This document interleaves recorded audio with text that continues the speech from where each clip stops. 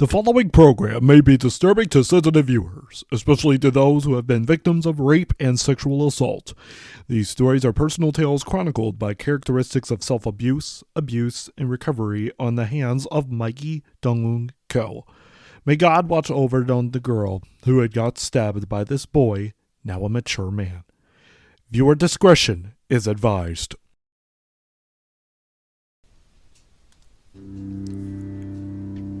In the summer of 2019, a vicious stabbing occurred at a music camp at Indiana University in Bloomington, Indiana. The victim was a 13-year-old girl who met a boy named Mikey Ko the previous year. She almost was raped and sexually assaulted in a locker room at the IU Music Center and was stabbed multiple times in the thigh and stomach. As vicious as the crime was that Mikey committed, no one sounded the alarm until I came into the picture. I am Bear-Lents, and I was once a victim of bullying and insults from Mikey Ko. I was a victim of middle school shoving the problem away to make me feel worse. I bullied myself in 2016 and committed suicides multiple times until my final one in March of 2017. Since then, I have been stable, got help and the right treatment, and I graduated high school and will be an incoming sophomore at Vincennes and Indiana University. It took me a while to get into a stable discussion about this boy, but here I go as hard as it was. This is my story of encountering a rapist, a bully, and a classmate. This is time to be unchained.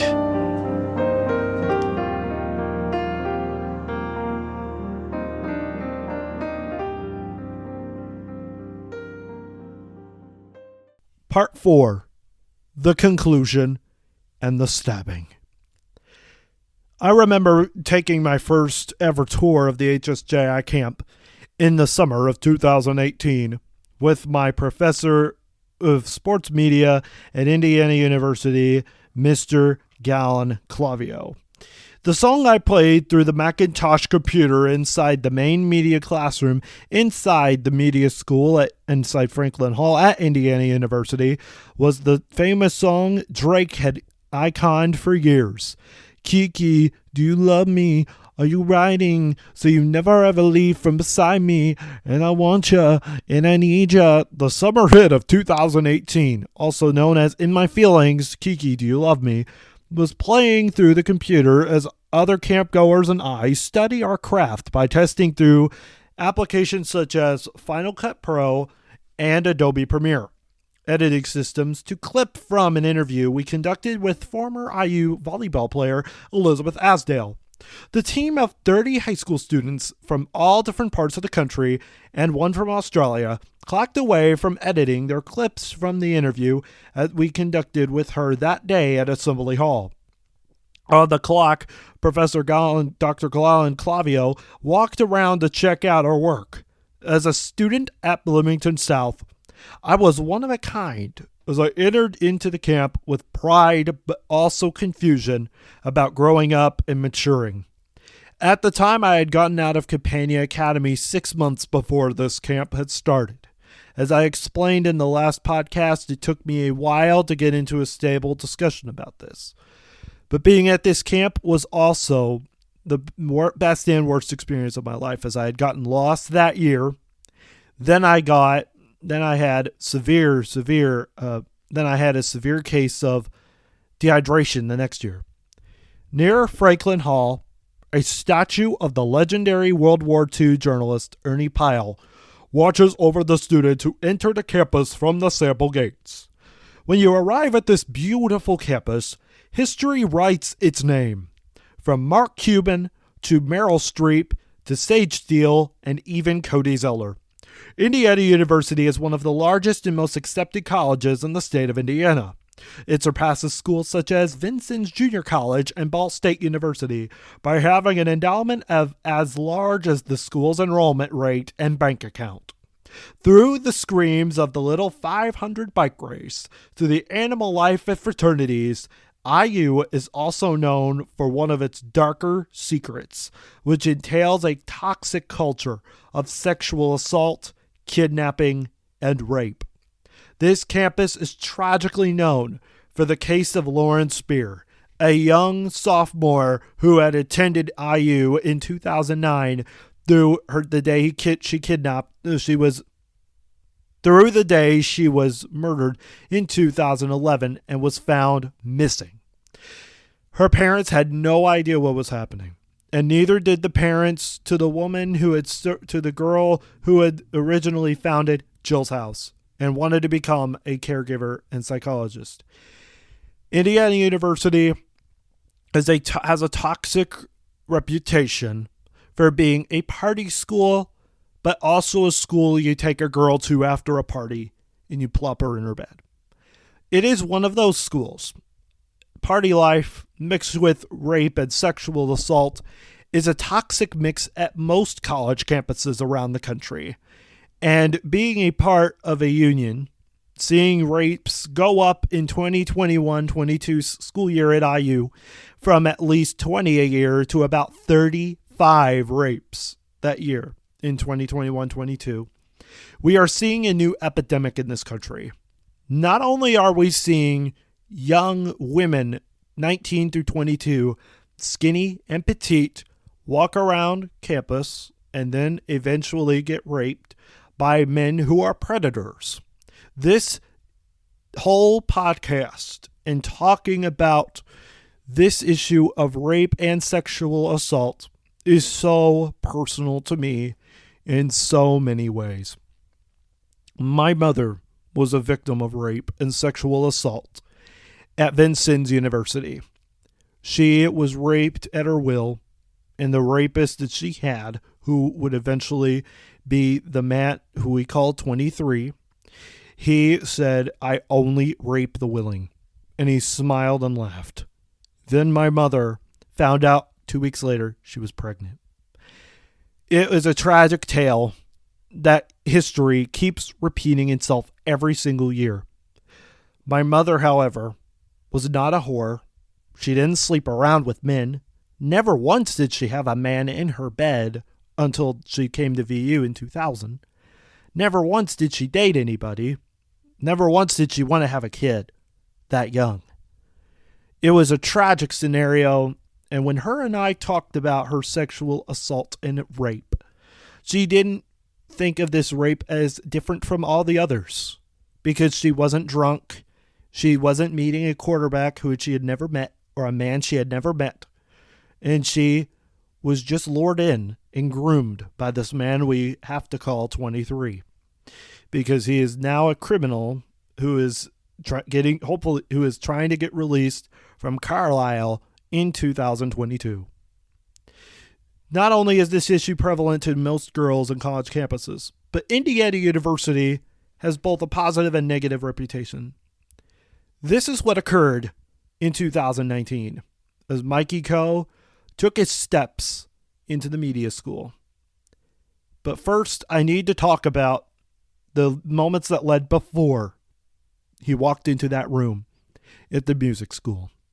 The moments before he decided to attempt to murder a girl at this music camp, as I have said throughout the podcast. This is a serious story. This is so serious. In fact, this story will not involve a 19-year-old college student that Mikey attempted to murder. This involves an innocent 13-year-old girl who had gotten stabbed and almost killed. But first, let's talk about August of 2018. It was August of 2018. The sun was shining over Bloomington South. I had walked into the SRT room, which was our homeroom period, that I had stayed in for a year now. I was already a junior at Bloomington High School South when I saw students trickle in. Girls like one friend I had named Cassidy Kleinbaucher. Another girl named Haley. Another girl named Bella, who I had tried to ask out and date.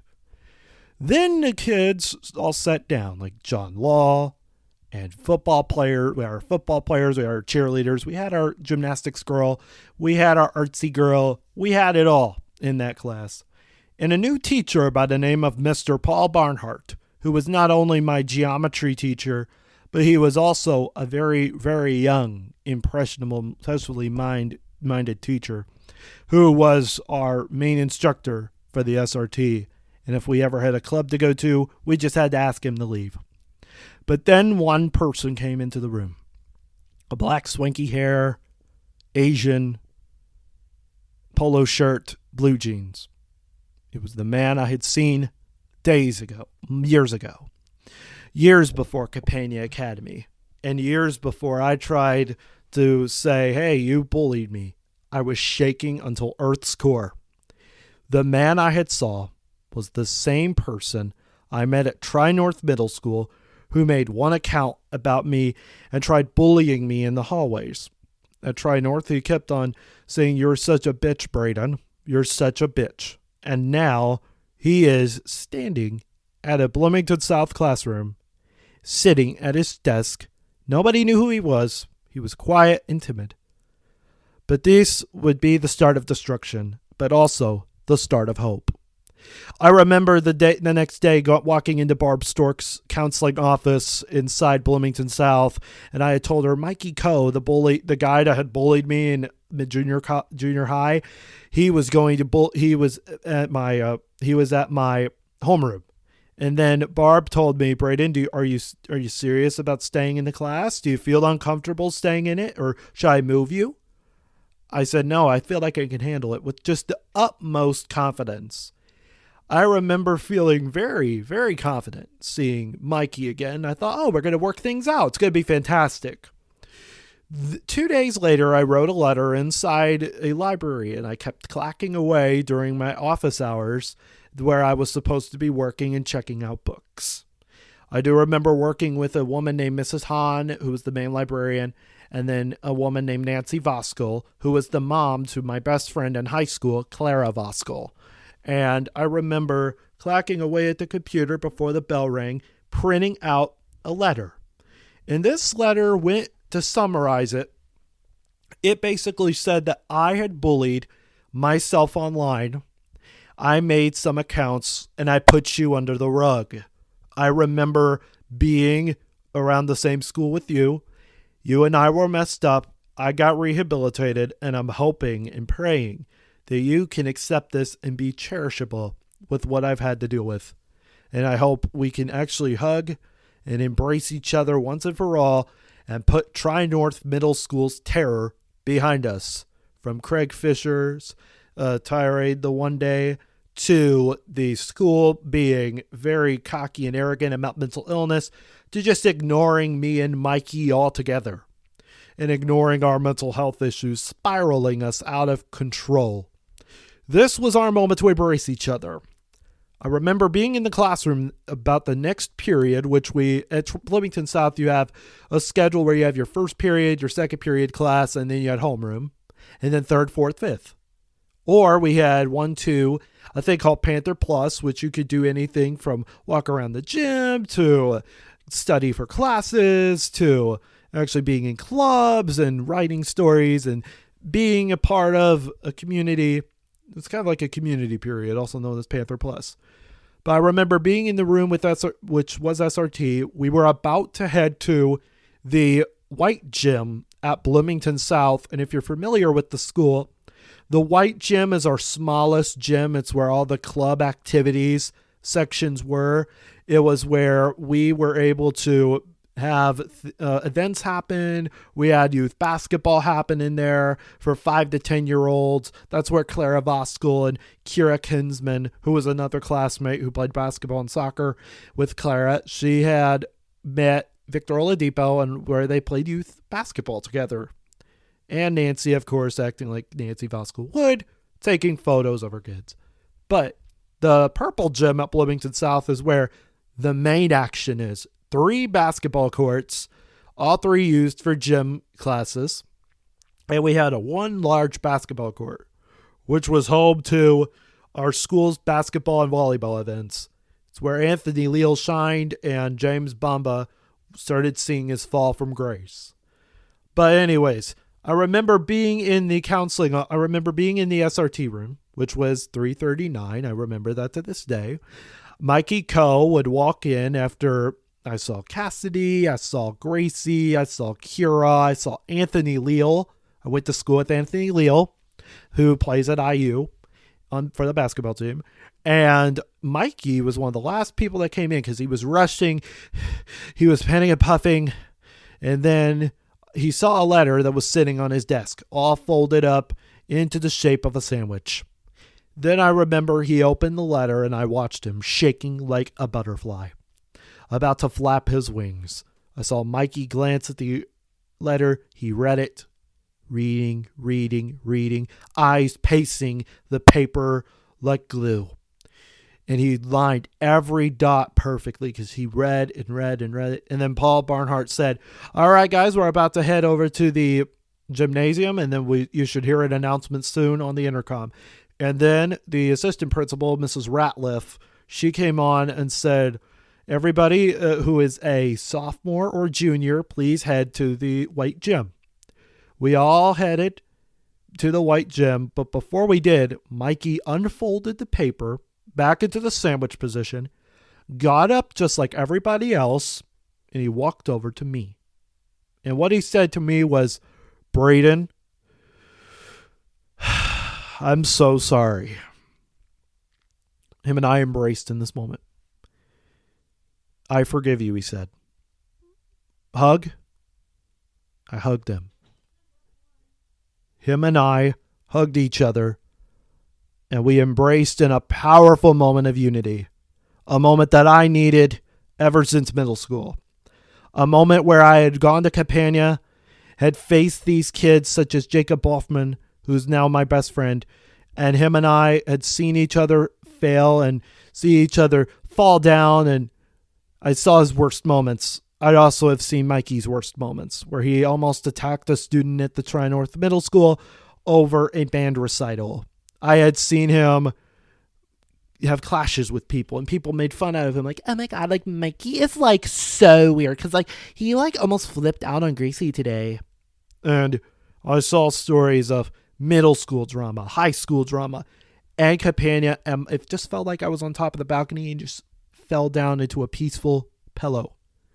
Him and I hugged each other, and we talked about memories, and we talked about Bloomington North and how North was, and then he said, Braden, I've had a lot happen in my life, and just reading this letter made me feel better.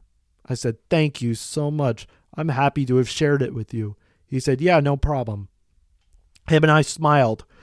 On the way to the third floor hallway, where we would take a left and walk past the media room, which was A301, we walked through the atrium, and then we walked into the gym, and everyone did this. I was just bright-eyed, smiling from dimple to dimple, like I'm walking on sunshine, like almost that baby that's on the sun. I was smiling just like him from the Teletubbies. It was really an embraceful, powerful moment where two men, both mentally ill, embraced at each other and powerfully, began forgiving each other. After this moment, I had told my therapist, Mindy W.T., who I'll call her, and she was very happy. She clapped for me. She said, yay. And that was it. After that moment in 2018, it was about 5 days later, I forgave Mikey, Mikey forgave me, and I ended my wraparound services program through Centerstone Therapy Services in Bloomington, Indiana. The two men had left, and not only that, but I just felt like there was just this powerful glee in that moment. But I do remember one thing that my mom had shared that really shows you the entire movement of what him and I had gone through. Not only that, but what my family had gone through.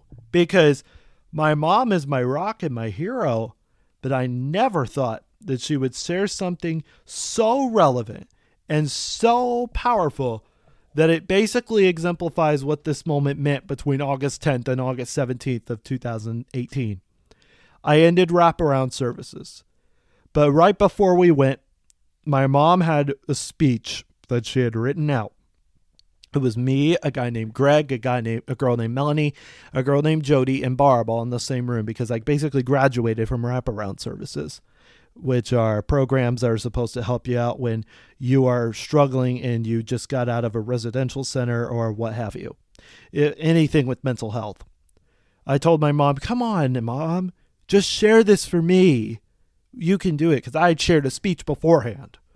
My mom, in the most powerful of senses, shared a powerful speech, not just signifying the end of me and Mikey as a one and forgiving each other, but also the unity that I have with my family and the unity I see with my family today. She wasn't saying much about her childhood. She wasn't saying much about her getting raped or having a miscarriage. She was saying that this is powerful. And I just want to embrace in this moment, just like Braden. But I remember her shaking, almost crying, her hands trembling. And she read this powerful statement about me and Mikey forgiving each other, ending wraparound, and ending this hell that we had gone through between 2016 and 2017. But it wasn't over just yet. She read, my son jumped off a third-story balcony in a suicide attempt, and I survived. I survived seeing him in horrible pain. I survived anxiously waiting during the 5-hour-long surgery to repair his back. I survived all the trips to him in the hospital and at Campania Academy. I survived being judged and put under a microscope. I survived the pain of so-called friends and family turning their backs on me. I listened to a lot of music, and I felt the true meaning of the lyrics. I cried, I screamed, I questioned God's plan. I gained inner strength. I found compassion at Methodist and Riley Children's Hospitals. I found hope and a sense of family at Campania Academy. I found knowledge and constance at Centerstone. I found me underneath all of the pain I'd been carrying around for years. My son attempted suicide and lived, but I am the true survivor. Red lights, I've lost so many long nights. Felt words that cut like knives. I know they're gonna say what they wanna. I know they're gonna say what they want. But I feel it changing, I can taste it. I'm on the wave and I won't waste it. I have been patient, but I'm not waiting anymore. Not anymore, no. I'm gonna dance on broken glass. Hey, on broken glass. And I'm gonna make that ceiling crash. That ceiling crash. So what? Still got knives in my back. So what? So I'm tied to the tracks. Yeah, I'm gonna dance on broken glass. Hey, here I go, here I go. Ooh, ooh, ooh. Yeah, here I go, here I go.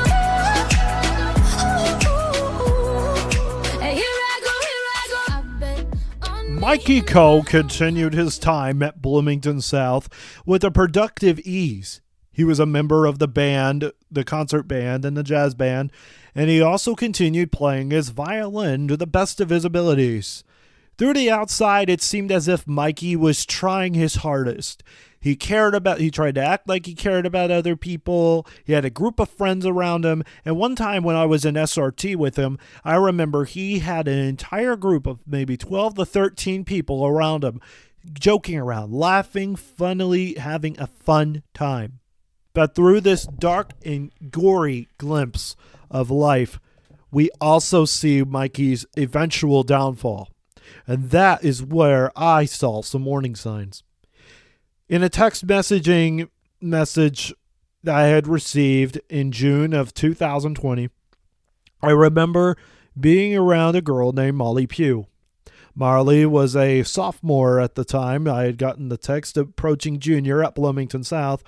And when I told her about Mikey Ko, she had texted with the statement that Mikey once made a friend with a boy. And the boy was very, very nice. Sweetest guy you'd ever meet. And then Mikey, somehow, someway, corrupted this boy. In a way, it starts making you question about his mental illness.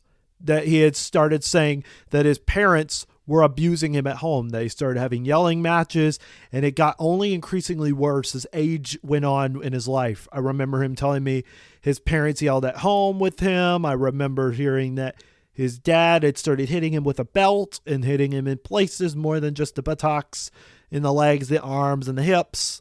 I remember his mom was just a narcissistic, abused, tethered victim, kind of like Amy Lentz to my cousin, to my cousin Jason Lentz, who was famous on the news for his daughter in 2005 eating 16 magnets. This situation was very, very constrained because I didn't know much about Mikey. I knew about him bullying me in middle school. I knew about him making the account. And I knew about him in high school, seeing him again at South. But I thought, looking at his eyes, that he was having such a fantastic time. I mean, his mental health was better. His life was better. He was cooperating with people again. And through the surface, I remembered the same problems I had saw in elementary school and the same problems I saw in middle school. I had seen mental illness ravage his life. And I tried asking him a few times, what is wrong? And he didn't want to talk about it. He held all of his problems on his sleeve. And when he ever walked around the hallway, he'd act like everything's fine. Everything is fantastic. And then at home, he's dealing with issues. He barely told counselors what was happening. But I do remember one time at Tri-North Middle School, a counselor had once told me and my mom that Mikey was severely mentally ill, his parents were abusive, and we had seen other signs of him falling into depression and suicidal thoughts. The strange thing about Mikey, he never attended a psych unit. I attended both Bloomington Meadows and Campania Academy, both of which were hospitals for the mentally ill. And I had remembered him saying that he didn't want to get mental health treatment because he is the one with the problem. He thought the world was the one with the problem, not him. That's the type of vibe I got around him. In the days leading up to the last HSJI camp I went to in 2018, I do remember seeing Mikey walk, and he smiled, laughed, had a great time. But I do remember him talking to a girl, and I didn't know who this girl was. She looked about 12 or 13, but he was walking her around like boyfriend and girlfriend. And I just thought, oh, maybe they're kind of I don't know about a couple, I would say, but I'd say friends, mutual friends. He had met her as an acquaintance. She moved back to Florida with her mom and dad, and life, you thought, was good for her. But for Mikey, this is where the dark stuff turned. And tragically, this is where the last time I ever saw Mikey Ko was in May of 2019, surrounded by people such as Trent Kirby, who is a friend of mine at Bloomington South, who's now at the Kelly School of Business, his girlfriend Caitlin, Bella, who is a sophomore at UCF, University of Central Florida. I remember seeing 3 of those people who were my closest friends in high school, or I thought were close. But tragically, this was the last time I saw him because he looked over at the TV screen. He smiled back at me and gave me a wink, and I gave him a wink back. But I was still with this man named Mr. Bodner, who was kind of like my security guard at a time where I had bullied a girl named Clara Schultz, who is now at Tufts University and a sophomore there. And I had bullied her online by using accounts in a fit of fury. That whole year was bad. Jane had Alzheimer's, and we were continuing to help her out. I was receiving therapy and treatment. Brianna was starting to receive therapy and treatment. My mom had a terrible, terrible rash that year, and we had thought we're going to go off the deep end. So I'm happy I got the mental health later in September of 2019, as I had mentioned 2 podcasts ago with the medicine. That really changed my life and saw a different perspective from Mikey Ko. But the last time I saw him, he was in a fit of glee. Everyone had fallen for him at that table, fallen for his jokes, fallen for his lies, fallen for who he was as a person. I knew who he was. No one else did. The date was May 20th of 2019 in a man named Mr. Fry's classroom, where he had taken us that day because The teacher, Mr. Barnhart, had left for some reason.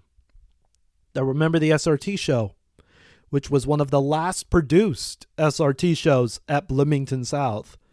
It had talked about lives in softball and a security guard at our school speaking about safety before prom.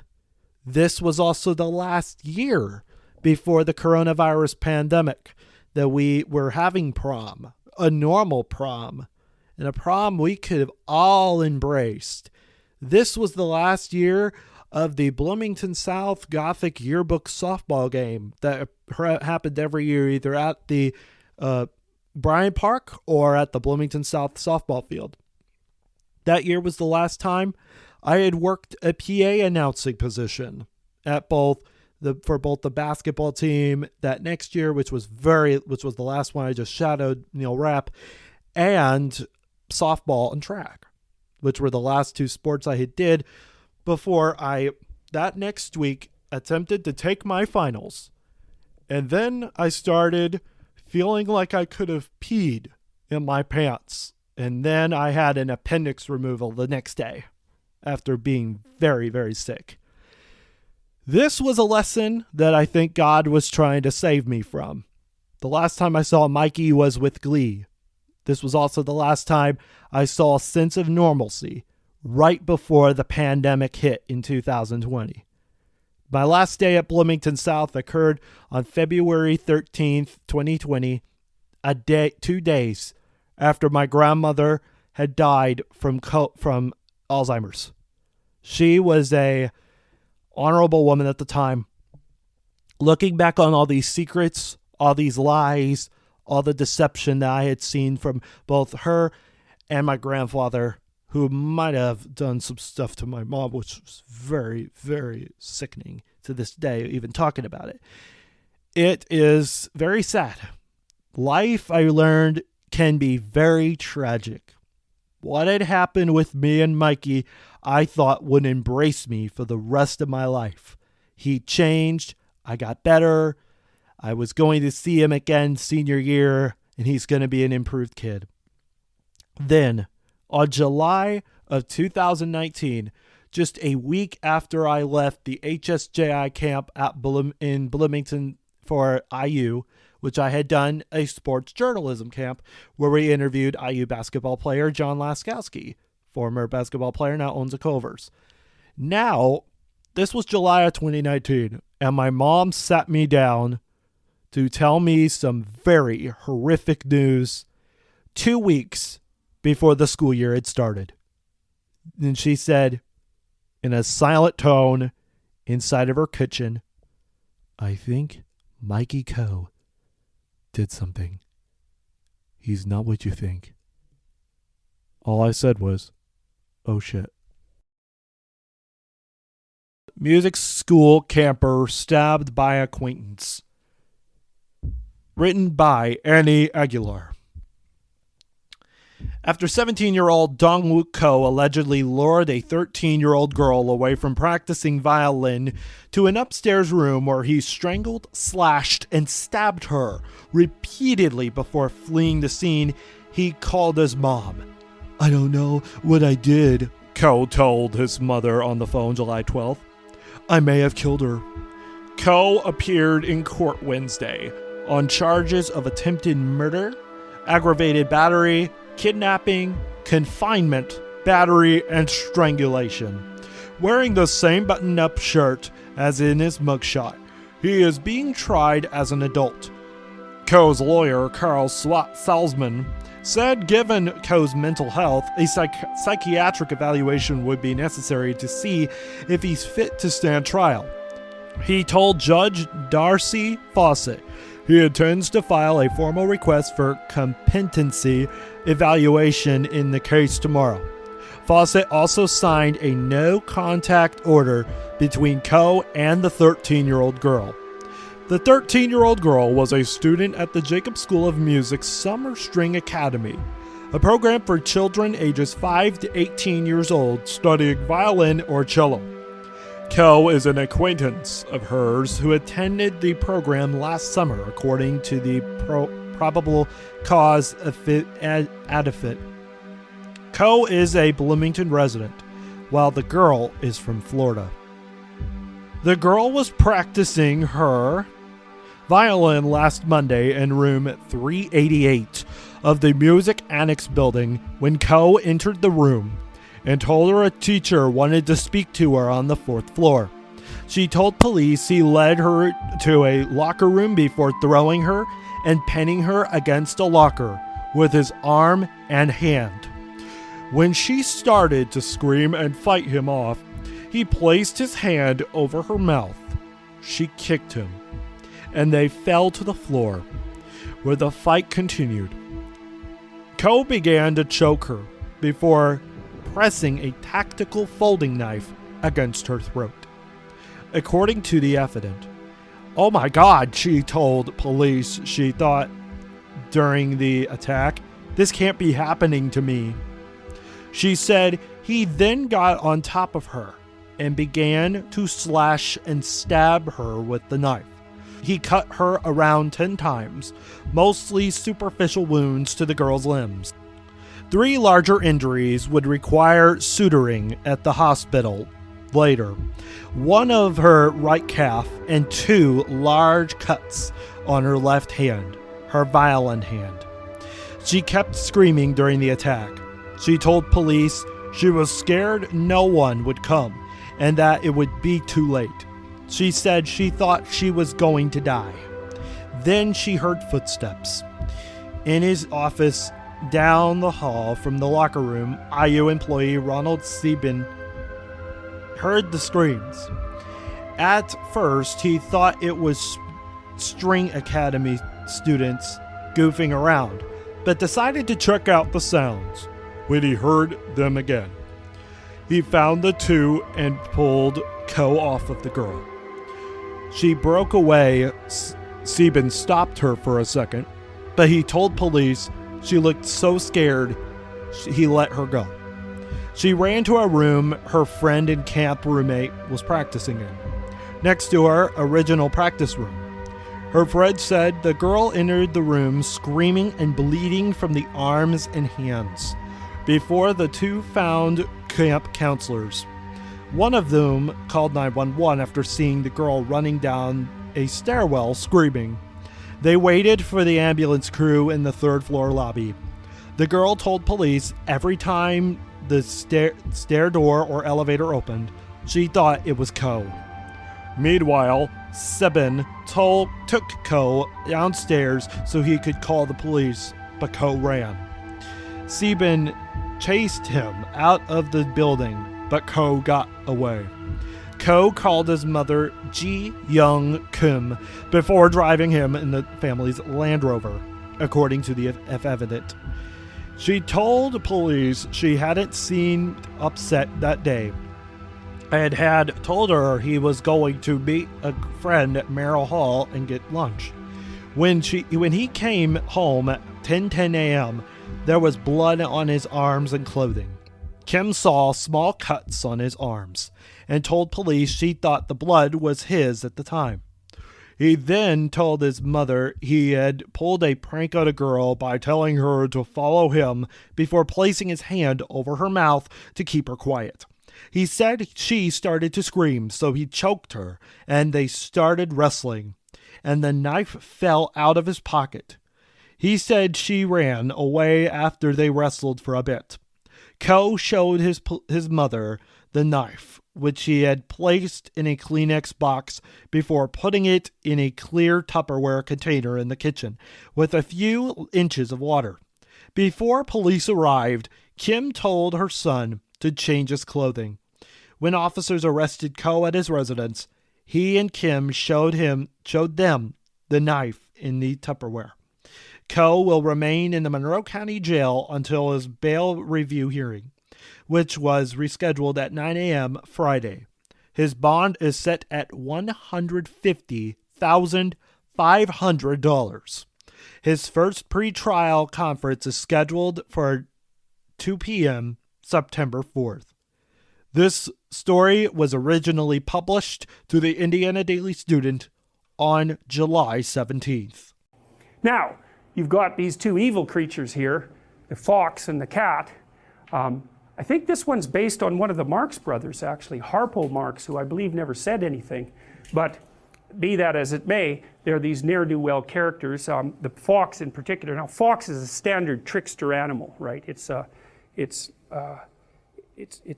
classic animal, maybe because it's good at hiding and it's good at hunting. I don't know exactly why, but and coyotes are like that too. They're classic trickster animals. He's kind of like Wile E. Coyote, in fact, you know, the Warner Brothers character who's genius at large, and of course whose arrogance continually gets him walloped.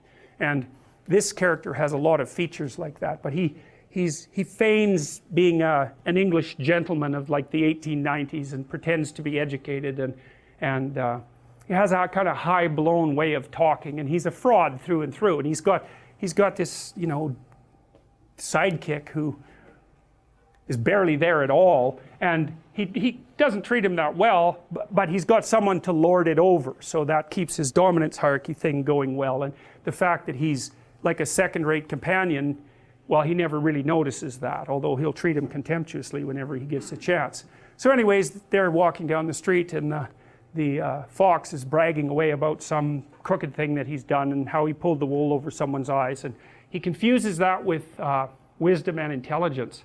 And one of the things that you see, this is worth knowing too, because if you're preyed upon by a psychopath, which you will be to some degree at some point in your life, the psychopath, who will be narcissistic, will presume that you're stupid and that you deserve to be taken advantage of because you're naive and stupid. So it's actually a good thing that he's doing it. And his proof for, and I'm saying he because there are more male psychopaths, the proof that you're stupid, naive, is that he can take advantage of you. And so, like, if you were wiser, you'd be, you know, you'd know his tricks, and then it wouldn't be morally necessary for him to show you just exactly who knows what about what. And so the psychopath will use his ability to fool you as proof of his own grandiose omnipotence, omniscience, and narcissism. And the problem with that is that you can be fooled by a psychopath, and virtually anybody can. So that Robert Hare, for example, who studied psychopaths for a long time and interviewed a lot of them, like hundreds of them, and videotaped many of the interviews, he said when he was talking to the psychopath, he always believed what they were saying. And then he'd watch the video afterwards and see where the conversation went off the rails. But, you know, the proclivity to be polite in a conversation is very strong.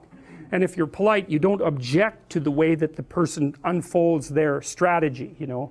And psychopaths are pretty good at figuring out how to manipulate, obviously, how to manipulate people. And the probability that you will be immune to that is extraordinarily low. Go watch Paul Bernardo being interviewed by policemen on YouTube. That's that's enlightening, man. Paul Bernardo, he's like the CEO of a meeting in that video, you know. He gives the cops hell, he gives the lawyers hell, he protests his innocence. He basically tells them that they're rude and untrustworthy because they don't trust him because he did a few little things 17 years ago. And he gets away with it, a few little things, right? I mean, he killed a bunch of people, including the sister of his girlfriend at the time, and, you know, he was a repeat sexual offender and murderer. It's like, but he basically goes, well, you know, that's a long time ago. It's like, we're past that, aren't we? I mean, I'm having a discussion with you. I'm trying to help you solve some crimes, which, by the way, I committed, but we won't bring that up. You know, and you're accusing me of being a liar. Like, you're not playing fair. What's up with you? And then when they answer, he looks at his fingernails, which is like, that's a lovely little manipulative thing, because it basically means whatever happens to be under my fingernail at the moment is much higher priority than listening to your foolish story. And you watch, you'll see people do that to you. And then you get a little insight into what they're up to. He's very good at that. And so, or he looks outside, or he just looks at his hands, or he looks out the window, immediately dismissive in his nonverbal behavior. It's brilliant. That the courts were forced to release that, by the way. At one point in your life, you will be struck by narcissism and psychopaths. Just like Jordan Peterson said, I think it really summarizes what I had experienced and what my family had experienced, not just with the narcissism, but also with Mikey Ko. Not only was he one of the worst serial killers that nobody has ever talked about, But after he had gotten out of jail and had a slap on the wrist, he still challenges the court to this day. He even said he wanted to kill 14 people, including the girl's dad that he had murdered. He tried to murder her. It is just the definition of what narcissism really means in America today. We are around a lot of narcissists. As I explained in the last podcast, I said that there are people who are thinking about shooting up schools, and there are people that think of killing other people. It's like not everybody has love and acceptance in this world, because if there was love and acceptance, we would possibly not get along with each other. We have to be angry. We have to fight. We have to cry. We have to show our emotions a little bit. And I used to think that nobody could or should show their emotions, because that's what narcissists do. They don't want you to show your emotions. They want you to be a wrinkled piece of shit. That's what they want in your life. This is how Mikey has treated so many people. He is not only misogynistic, he is homophobic. He is also a very good manipulator, best manipulator I've ever seen. And not only that, but he knows how to challenge the courts. And if he knows how to challenge the courts, he knows how to challenge you. To my final message before ending this long podcast series, and sorry I haven't posted every week. It's been due to college and that sort of stuff. But thank God I am willing to post this final episode of UnChained, one of the best documentary series I've ever done so far, and I feel as if this is going to be really successful. I need to thank our listeners, and I'll do that after I say this. There is narcissism ravaging my family right now. My mom is constantly under attack. My sister is constantly under attack. She has been groomed by her music therapist. My mom has also been groomed by so many men and so many people she didn't even want to meet. As I said, she is not a slut or a whore. I've seen her. She's a great mom. I don't even have to tell you that. She's a great mom. She raised me right. She raised my sister right, and still is. Nobody deserves this. Nobody does. My last message to the courts: we have to study narcissism, just like with that Paul Bernardo. We have to study narcissism before it is too late. But tragically, we're seeing this with Dr. Anthony Fauci. We're seeing this with the CDC. And we are seeing this with the people at large. Because let me tell you the truth. COVID-19 is using us as guinea pigs. The government's using us as guinea pigs. Stabbing us and prodding us and poking us and making sure you say, if you don't need a vaccine, don't get a vaccine. A doctor should tell you if you get a vaccine. But my last message is the courts need to know more about narcissism. That's just through and through. They need to know more about it. If you're not going to be a changed person, why get released? Mikey Ko should never be released from prison again. That's just my opinion. He needs to rot away in jail. And he possibly needs the death penalty if he tried something else. Because guess what? They're going to let him go out. He already went out. He's already proven to the courts what he's done. You just go out and he tries to murder 14 people. That is the definition of a narcissist, but also a definition of a psychopath. If you are the victim of narcissistic abuse, let me tell you that I am here with you. And I'm praying that this podcast does really well to help you in your life. Again, I need to thank all my listeners, the people who have supported me throughout my entire life, who had witnessed this boy and who I had witnessed, who witnessed me go through mental health struggles. I need to thank everybody from the bottom of my heart. This podcast was hard to do. It was hard to talk about this stuff. Some days I'm shaking just talking about it. It is really toxic, but also very rewarding to do. This was stories I needed to share about my life, about the life of Mikey, and about narcissism as a whole. This story transcends more than just to Mikey Ko. This story transcends to families who in 2021 are possibly dealing with toxic family members and people who are abusive and who are disrespectful and who are beating them up every day.